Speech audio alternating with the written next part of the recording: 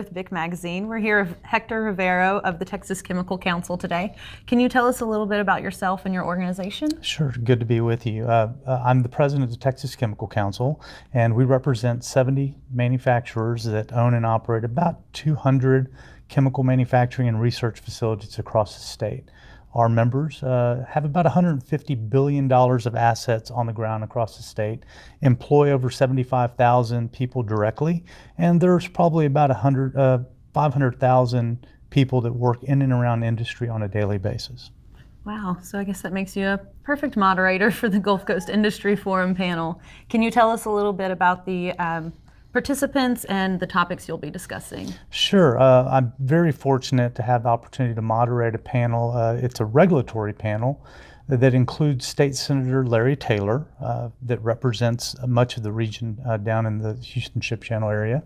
Also, Bryan Zumwalt, who is the Government Affairs Director, Federal Government Affairs Director for the American Chemistry Council, and Kathleen Hartnett White, who is with the Texas Public Policy Foundation and an expert on regulatory matters relating to industry.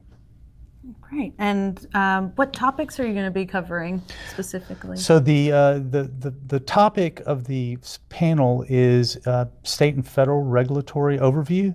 And so we will be discussing not only all the projects that are going on throughout the Gulf Coast region, but talking about how EPA and state regulatory requirements impact those projects and things that are happening both at the state and federal level to help ease the delays or reduce the time frame that it takes for industry or manufacturers to get the necessary permits that allow them to be in compliance, to be able to execute these projects, get them built, hire people, and start meeting customer demands.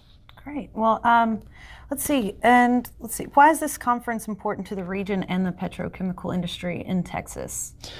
This conference for years now has really brought together a lot of valuable assets and resources from government representatives as well as businesses from across the spectrum in the region, not just industry, but folks that are community leaders. And it allows everyone to have a discussion about all the positive things that are going on in the region, the growth associated with the petrochemical industry and the expansions, but also sharing of best practices and awareness about community projects and activities that are going on as well.